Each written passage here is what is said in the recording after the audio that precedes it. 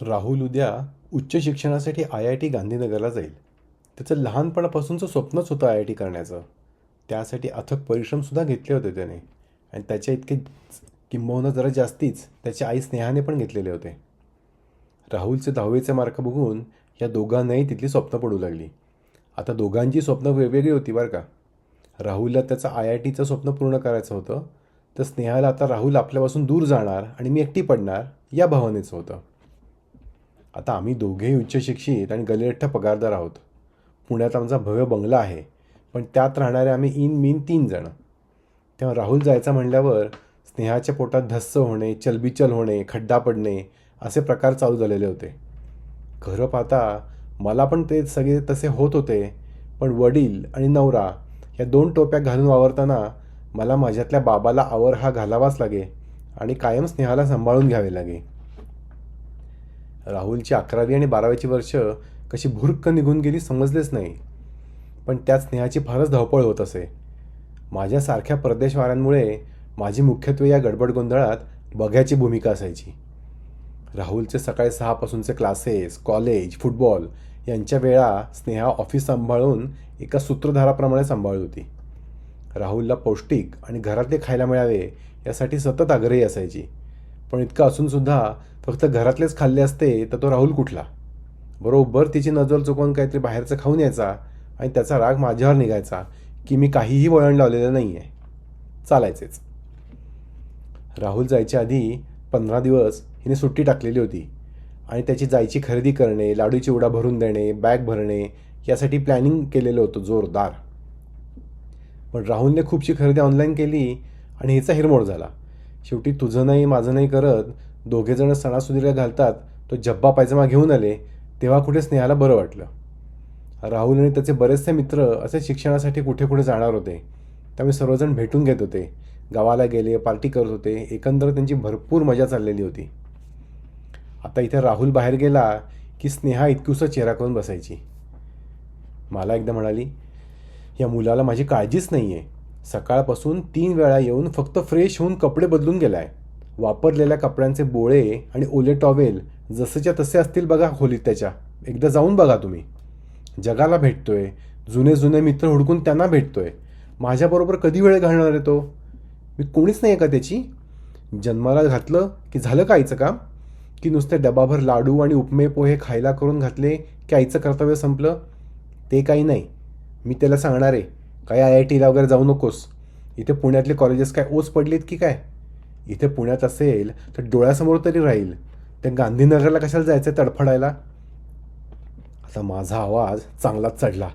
मी तिला म्हणालो, स्नेहा तुला कळते का काय बोलतेस ते? मुलगा आहे तो आपला आणि त्याच्या करिअरचा प्रश्न आहे तो. ती म्हणाली, आपला नाही, आधी माझा मुलगा आहे तो आणि मग तुमचा.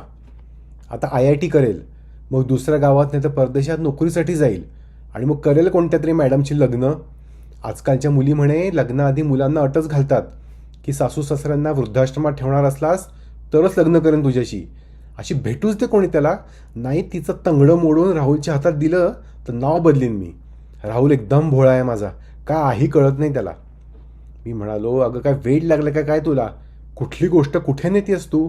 आत्ताशी तो जेमतेम 18 वर्षाचा आहे आणि तू त्याच्या लग्नापर्यंत पोचलीस. जरा शांत हो आणि नीट विचार कर. आपण पूर्वी ठरवलेलं सगळं विसरलीस का? आपण रिटायर्ड झाल्यावर, वय झाल्यावर स्वतःहून सिनियर होममध्ये जाऊन राहायचं ठरवलेलं आहे. मग अशात हे असले टोकाचे विचार करण्याचे कारणच नाही. आता कुठे त्याचं करिअर चालू व्हायला लागलंय आणि अशातच तू जाऊ नकोस म्हणून त्याचे पाय उठणार आहेस का? आणि राहुलमध्ये क्षमता आहे हे त्याने त्याचे जिद्द आणि चिकाटीवर सिद्ध केलेलं आहे. ही त्याची उच्च शिक्षणाची संधी तू वाया घालवणार आहेस का? आणि असं करून तुला त्याला पदराखाली ठेवायचं आहे का? त्याला मोठा होऊ दे, धडपडू दे, परत उभा राहू दे. आपल्या घरट्यातून तो आता त्याचं पहिले उड्डाण घेणार आहे, तर त्याला सर्वतोपरीने बळ द्यायचं काम आहे आपलं. समुद्रातले खलाशी जसे ध्रुवताऱ्याकडे बघून त्यांची दिशा निश्चिती करतात, तसं आता आपण त्याचा ध्रुवतारा व्हायचं आहे. हे सगळं तिला जवळ घेऊन पाठीवरून हात फिरवून सांगत होतो आणि ही बाई ओक्साबोक्शी रडत होती. माझे पण डोळे पाणावलेले होते आणि अधूनमधून एखादा टप्पोरा थेंब डोळ्यातून सांडत होता. पण मी या क्षणीसुद्धा हिला बळ द्यायच्या ड्युटीवर असल्यामुळे मला माझे भावनाचे बांध फुटून द्यायचे नव्हते. त्यामुळे हुंदके दाबून दाबून अवंढे गिळत तिला समजावत होतो. तिला म्हणालो, मुलगी असती तर काय केलं असतंस? तर म्हणते कशी, अजून 10 वर्ष तरी नक्की राहिली असती घरी. आजकाल मुलीच वृद्ध मातापित्याला मुलांपेक्षा जास्ती जीव लावतात. मुलं मेली पाषाण हृदयी असतात. काय कुठल्या टी व्हीवरच्या तद्दन सिरियल बघून विचार करत असते ना, देव जाणे. काहीही सांगून फरक पडत नव्हता. म्हणून शेवटी मीच म्हणालो, बरं ठीक आहे, आता आपण त्याला पुण्यातच ॲडमिशन घ्यायला सांगू. असं म्हणतो ना म्हणतो तोच स्नेहाच्या अंगात वीज चमकावी तशी बाजूला झाली आणि म्हणाली, वेडे झालात की काय? काही नाही कॅन्सल बिन्सल, जाऊ दे त्याला. मला त्याच्यासमोर अशा कमकुवत आणि भावविभोर आईवडिलांचं उदाहरण नाही घालून द्यायचं.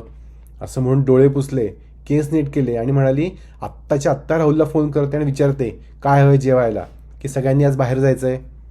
मी म्हणालो, आधी ते गळणार आणि फुरफुरणार नाक पुस, मग कॉल कर. असं म्हणताच खुदकन हसली.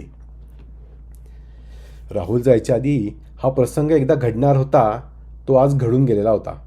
सगळं आभाळ निरभ्र होऊन वातावरण निवळलेलं होतं. मी सुटकेचा निश्वास सोडला.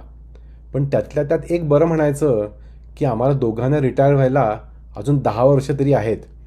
त्यामुळे राहुल गेल्यावर एक जीवघेणी पोकळी निर्माण होणार आहे ती होईलच. पण आम्ही स्वतःला छंद आणि कामात गुंतवून ठेवलं तर तीव्रता मात्र नक्की कमी होईल. अर्थातच राहुलला हे सगळे नवे असल्यामुळे ही पोकळी जाणवणार नाही. जाणवेल ती आम्हालाच, स्नेहाला जास्ती, कारण तिचं सगळं जगच तिने राहुलला केंद्रस्थानी ठेवून गुंफलेलं होतं. पहिले काही दिवस अवघड जातील, पण काळ हेच एक उत्तम औषध असणार आहे. राहुलला त्याच्या व्यस्त टाईमटेबलमधून या सर्वाची जाणीव होईपर्यंत आम्ही दोघे सावरलेले असू आणि मग आम्ही त्याला आधार देऊ. आता राहुलला जाऊन 15 दिवस झालेत. पहिल्या 1-2 दिवसात स्नेहाची हालत फारच वाईट होती. 2-3 वेळा मी तिला राहुलला हाका मारताना पण ऐकलं आहे. पण आता जरा सावरू लागलेली आहे. आज रविवार सकाळ असल्यामुळे आरामात उठून पहिला चहा झालेला होता. तितक्यात माझा एक जुना मित्र आहे अरुण, त्याचा कॉल आला. मी सगळं ऐकून घेतलं आणि त्याला म्हणालो, मला स्नेहाशी आधी बोलू देत. स्नेहाला म्हणालो, ये अशी इथे नीट बस आणि मोबाईल बाजूला ठेव, मला बोलायचं आहे. ती तिचे डोळे बारीक करून कपाळाला आठ्या घालून साशंकतेने माझ्याकडे बघू लागली. मी म्हणालो, खास काही नाही, अरुणचा फोन आलेला होता.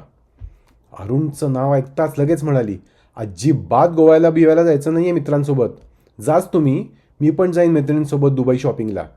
मी म्हणालो, अजिबात कुठे ट्रिपला जात नाही आहे. अरुणचा दुसऱ्या कामासाठी फोन आलेला होता. मग म्हणाली, हां मग ठीक आहे, मग आता बोला पुढे.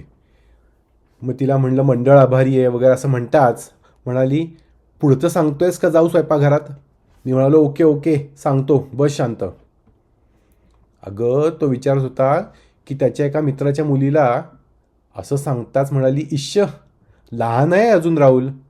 मी म्हणालो, जाऊ दे, जा तू स्वयंपाकघरात, मी नाही सांगणार पुढचं काही. मग म्हणाली, ठीक आहे ठीक आहे ठीक आहे ठीक आहे. मी आता हाताची घडी तोंडावर बोट घेऊन बसते. मी म्हणालो, अरुणच्या मित्राच्या मुलीला पुण्यात ॲडमिशन मिळालेली आहे आणि तिला चांगल्या घरात पेईंग गेस्ट म्हणून राहायचं आहे. तर तो विचारत होता की तुम्ही तुमच्या बंगल्यातली जी मागची खोली आहे ना, जिला बाथरूम पण जोडून आहे आणि दरवाजा पण बाहेरनं आहे, तिथे तिला पेईंग गेस्ट म्हणून ठेवाल का? असं म्हणताच एकदम ताडकन उभी राहिली आणि म्हणाली, हो चालेल की, आत्ताच्या आत्ता मी ती खोली आवरायला घेते. मी 2 क्षण ह्याच्याकडे बघतच राहिलो. मी म्हणालो, अगं ती आली नाही आहे बाहेर, फक्त चौकशी केली आहे आणि आपण हो म्हणालो तर घरच्यांच्या सोबत येऊन घर बघून मग ठरवणार आहे ती. स्नेहा म्हणाली, तिने पैसे नाही दिले तरी चालतील, येऊ दे तिला, सगळं सगळं करीन मी तिचं. मी जोरात कपाळावर हात मारला. मी म्हणालो, फार वाहवत जाऊ नकोस बरं का, ती अजून आली नाही आहे आणि फक्त शक्यता आहे येण्याची. ती समजा आली तर आल्या आल्या तिला नको नकोसं करून सोडू नकोस, आपली मुलगी नाही आहे ती. मला म्हणाली, गप्प बस रे, मी काही वेडीबिडी नाही असं वागायला. असं म्हणून विचार करत खिडकीतून बाहेर बघू लागली आणि मला म्हणाली, इकडे पटकन, ते बघ काय. मी पटकन उठून खिडकीत गेलो तर काय, एक चिवताई तिच्या पिल्लाला चोचीने खाऊ भरवत होती. मला मात्र माझ्या शेजारची आई दिसली, जिचं एक पिल्लू घरट्यातून पंख पसरून उडून गेल्यावर ती दुसरं पिल्लू पंखाखाली घ्यायला पंख पसरवत होती.